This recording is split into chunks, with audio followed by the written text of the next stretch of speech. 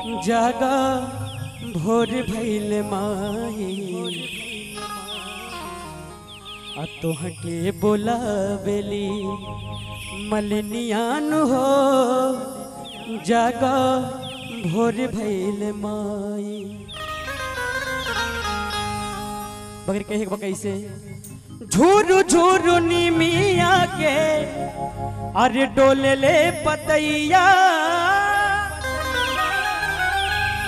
अल्लाह ले अढ़ौला बसे फुटली ललैया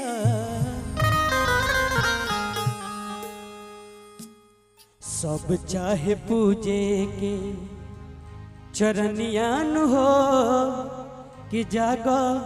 भोर भइल माई पूर्व से फूटली किरनियान हो जागा भोर भइल माई पूर्व से फूटली किरनियान हो जागा भोर भइल तोहके बोलावेली मलनियान हो जागा भोर भइल माई तोहके बोलावेली मलनियान हो जागा भोर भइल माई। झूरू झूरू निमिया के डोले ले पतैया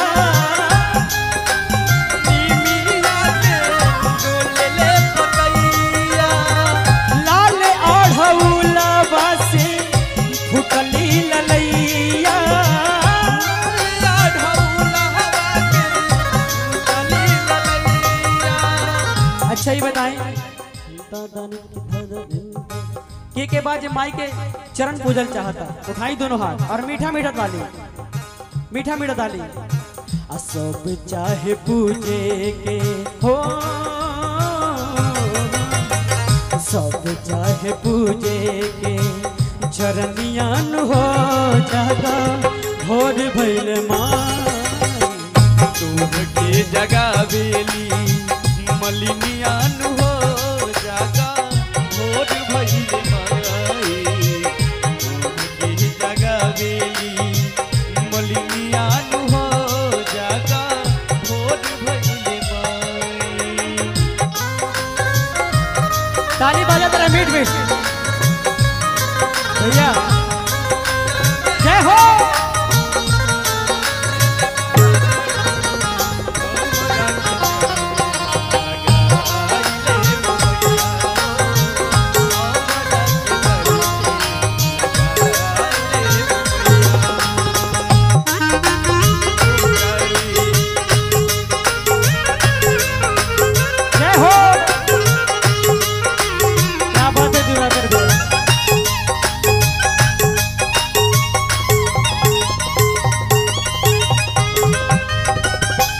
और कहे का बा पुजारी बाबा कैसे कहा जाने कौना भाव में भैया कहले पुजारी बाबा जाग जाई मैया कहले पुजारी बाबा जाग जाई मैया आई के दुआरिया पर ठाढ़ भैरो भैया आई के दुआरिया पर ठाढ़ भैरो भैया कहले पुजारी बाबा जाग जाई मैया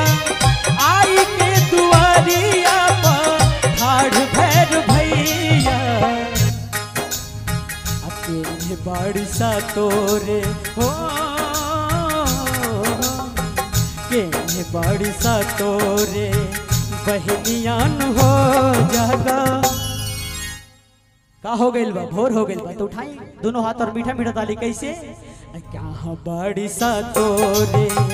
बहनियान हो जागा भोर भइल माई क्या बारिशा तोरे बहनियान हो जागा भोर भइल माई पूर्व से फूटली किरनियान हो जागा भोर भइल माई।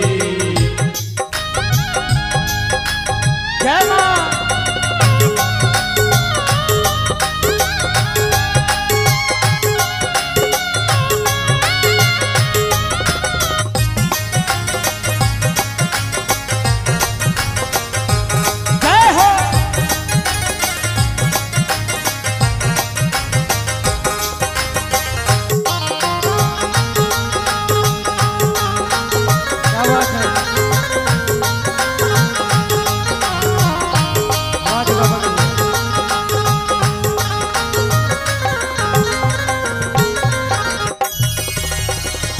और का कहत ने सब जन मिल के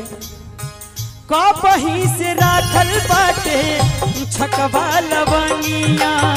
कपही से राखल बाटे छकवा लवंगिया भरल गंगा जल चंदन के संगिया भरल गंगा जल चंदन के संगिया भरल गंगा जल चंदन के संगिया भरल गंगा जल